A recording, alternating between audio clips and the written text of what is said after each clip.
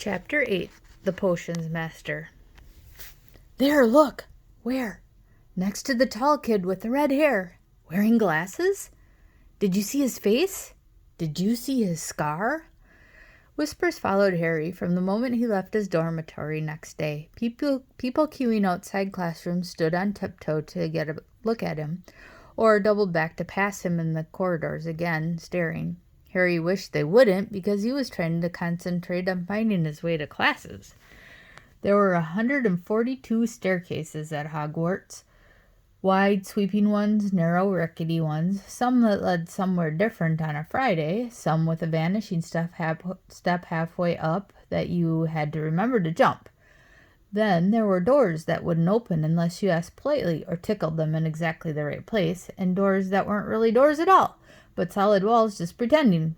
It was also very hard to remember where anything was, because it all seemed to move around a lot.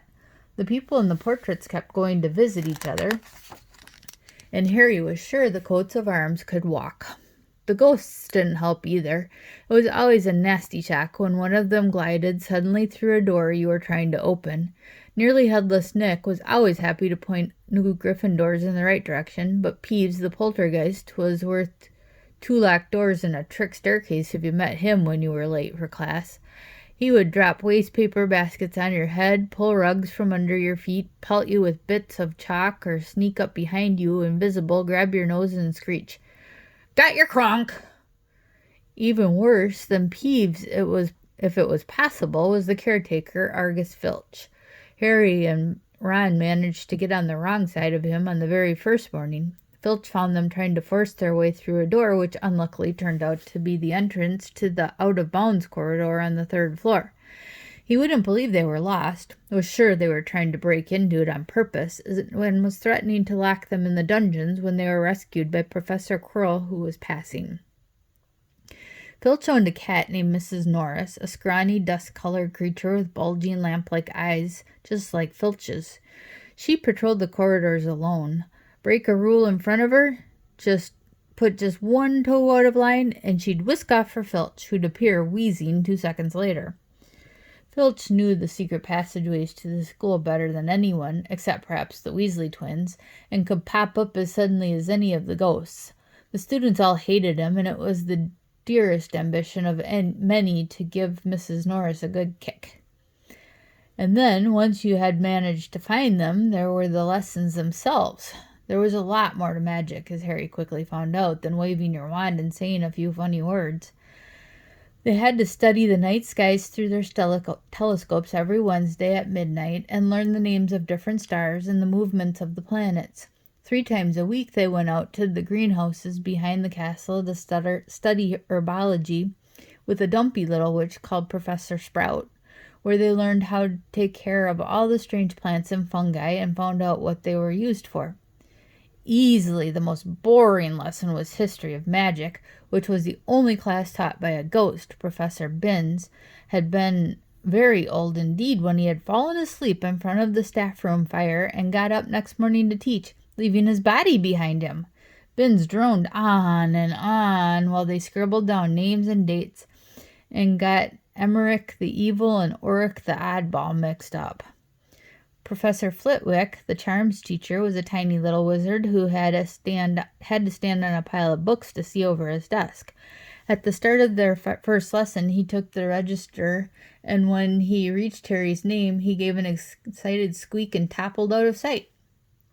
Professor McGonagall was again different. Harry had been quite right to think she wasn't a teacher to cross. Strict and clever, she gave them a talking to the moment they sat down in her first class. "Transfiguration is some of the most complex and dangerous magic you will learn at Hogwarts," she said. "Anyone messing around in my class will leave and not come back. You have been warned." Then she changed her desk into a pig and back again. They were all very impressed and couldn't wait to get started, but soon realized they weren't going to be changing the furniture into animals for a long time. After making a lot of complicated notes, they were each given a match and started trying to turn it into a needle. By the end of the lesson, only Hermione Granger had made any difference in her match. Professor McGonagall showed the class how it had gone all silver and pointy and gave Hermione a rare smile.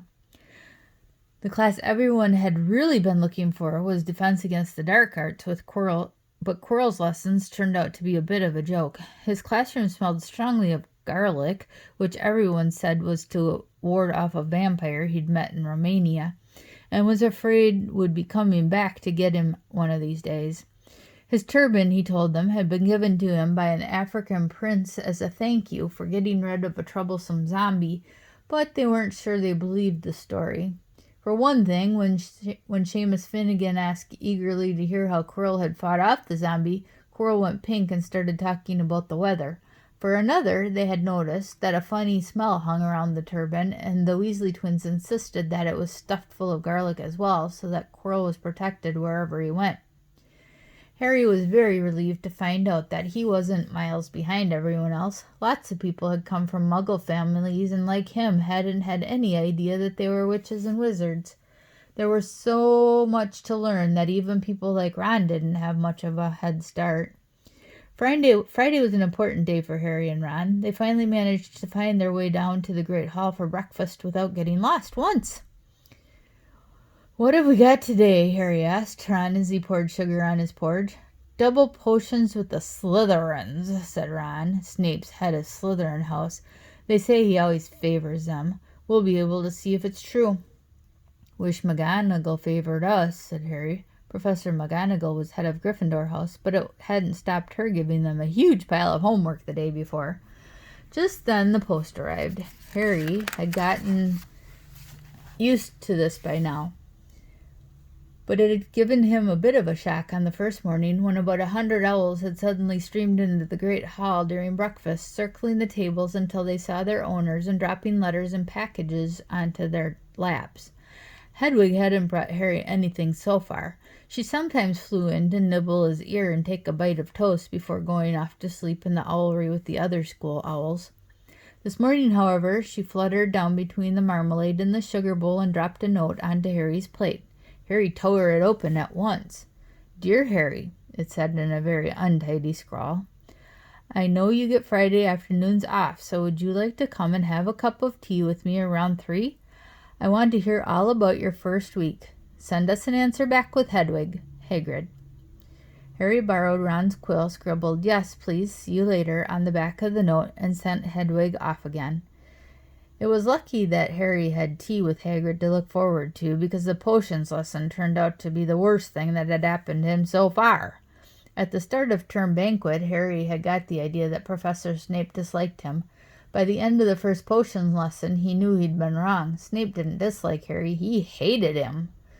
Potions lessons took place down in one of the dungeons. It was colder here than up in the main castle, and would have been quite creepy enough without the pickled animals floating in glass jars all along the walls. Snape, like Flitwick, started the class by taking the register, and like Flitwick, he paused at Harry's name. "Ah, yes," he said softly. "Harry Potter, our new celebrity." Draco Malfoy and his friend Crabbe and Goyle snickered behind their hands. Snape finished calling the names and looked up at the class. His eyes were black like Hagrid's, but they had none of Hagrid's warmth. They were cold and empty and made you think of dark tunnels. "You are here to learn the subtle science and exact art of potion making," he began. He spoke in barely more than a whisper, but they caught every word. Like Professor McGonagall, Snape had the gift of keeping a class silent without effort. "As there is little foolish wand-waving here, many of you will hardly believe this is magic. I don't expect you will really understand the beauty of the softly shimmering cauldron with its simmering fumes, the delicate power of liquids that creep through human veins, bewitching the mind, ensnaring the senses. I can teach you how to battle fame, brew glory, even stopper death, if you aren't as big a bunch of dunderheads as I usually have to teach." More silence followed this little speech. Harry and Ron exchanged looks and raised eyebrows. Hermione Granger was on the edge of her seat and looked desperate to start proving that she wasn't a dunderhead. "Potter," said Snape suddenly, What would I get if I added powder root of asphodel to an infusion of wormwood? Powder root of what to an infusion of what? Harry glanced at Ron, who looked as stumped as he was.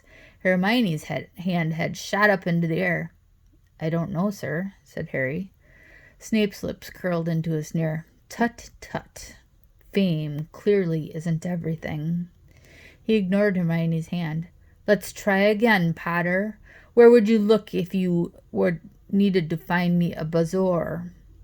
Hermione stretched her hand as high into the air as it would go without her leaving her seat, but Harry didn't have the faintest idea what a bezoar was. He tried not to look at Malfoy, Crabbe, and Goyle, who were shaking with laughter. I don't know, sir. Thought you wouldn't open a book before coming, eh, Potter? Harry forced himself to keep looking straight into those cold eyes. He looked through his books at the Dursleys, but did Snape expect him to remember everything in 1,000 magical herbs and fungi? Snape was still ignoring Hermione's quivering hand. What is the difference, Potter, between monkshood and wolfsbane? At this, Hermione stood up, her hand stretching towards the dungeon ceiling. I don't know, said Harry quietly. I think Hermione does, though. Why don't you try her? A few people laughed. Harry caught Seamus's eyes, and Seamus winked. Snape, however, was not pleased. Sit down, he snapped at Hermione. For your information, Potter, asphodel and wormwood make a sleeping potion so powerful it is known as the Draught of Living Death. A bezoar is a stone taken from the stomach of a goat, and it will save you from most poisons. As for monkshood and wolfsbane, they are the same plant, which also goes by the name of aconite. Well, why aren't you all copying this down? There was a sudden rummaging for quills and parchment. Over the noise, Snape said, And a point will be taken from Gryffindor House for your cheek, Potter. Things didn't improve for the Gryffindors as the potions lessons continued. Snape put them all into pairs and set them to mixing up a simple potion to cure boils. He swept around in his long black cloak, watching them weigh dried nettles and crushed snake fangs, criticizing almost everyone except Malfoy, whom he seemed to like. He was just telling everyone to look at the perfect way Malfoy had stewed his horned slugs when clouds of acid green smoke and a loud hissing filled the dungeon. Neville had somehow managed to melt Seamus's cauldron into a twitched blob, and their potion was seeping across the stone floor, burning holes in people's shoes. Within seconds, the whole class were standing on their stools, while Neville, who had been drenched in the potion when the cauldron collapsed, moaned in pain as angry red boils sprang up all over his arms and legs. Idiot boy, snarled Snape, clearing the spilled poison away with one wave of his wand. I suppose you added porcupine quills before taking the cauldron off the fire? Neville whimpered as boils started to pop up all over his nose. Take him to the hospital wing, Snape spat at Seamus. Then he rounded on Harry and Ron, who had been working next to Neville. You, Potter, why didn't you tell him not to add the quills? Thought he'd make you look good if he got it wrong, did you? That's another point you've left for Gryffindor. This was so unfair that Harry opened his mouth to argue, but Ron kicked him behind their cauldron. Don't push it, he muttered. I've heard Snape can be very nasty. As they climbed the steps out of the dungeon an hour later, Harry's mind was racing and his spirits were low. He'd lost 2 points for Gryffindor in his first week. Why did Snape hate him so much? Cheer up, said Ron. Snape's always taking points off Fred and George. Can I come and meet Hagrid with you? At 2 to 3 they left the castle and made their way across the grounds. Hagrid lived in a small wooden house on the edge of the forbidden forest. A crossbow and a pair of galoshes were outside the front door. When Harry knocked, they heard a frantic scrambling from inside and several booming barks. Then Hagrid's voice rang out, saying, Back, Fang, back! Hagrid's big, hairy face appeared in the crack as he pulled the door open. Hang on, he said. Back, Fang! He let them in, struggling to keep hold of the collar of an enormous black boarhound. There was only one room inside. Hams and pheasants were hanging from the ceiling. A copper kettle was boiling on the open fire, and in a corner stood a massive bed with a patchwork quilt over it. "Make yourselves at home," said Hagrid, letting go of Fang, who bounded straight at Ron and started licking his ears.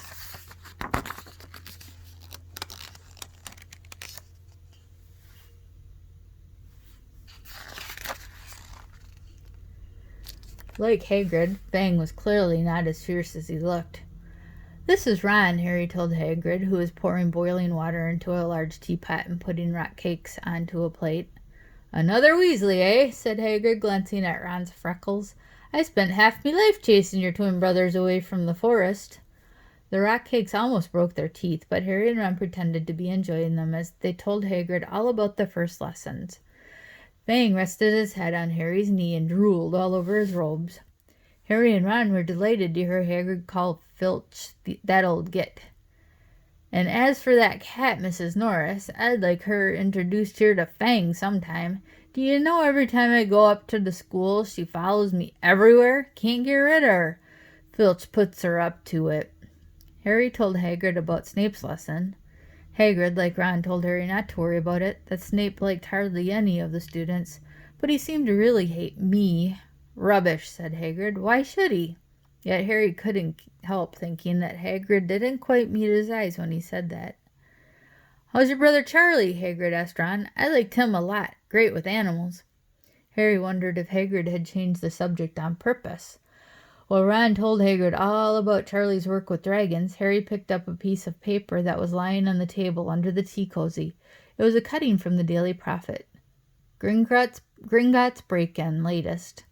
Investigations continue into the break-in at Gringotts on 31 July, widely believed to be the works of dark wizards or witches unknown. Gringotts goblins today insist that nothing has been taken. The vault that was searched had in fact been emptied the same day. But we're not telling you what was in there, so keep your noses out of if you know what's good for you, said a Gringotts spokesgoblin this afternoon. Harry remembered Ron telling him on the train that someone had tried to rob Gringotts, but Ron hadn't mentioned the date.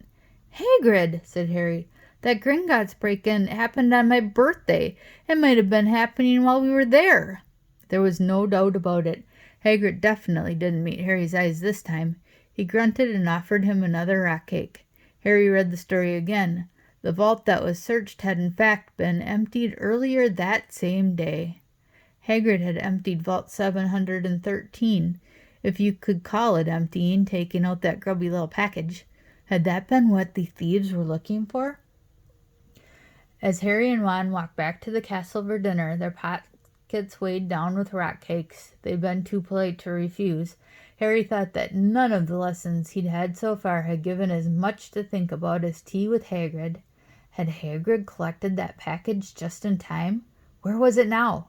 And did Hagrid know something about Snape that he had wanted to tell Harry? Have a great day, and I'll see you tomorrow, guys.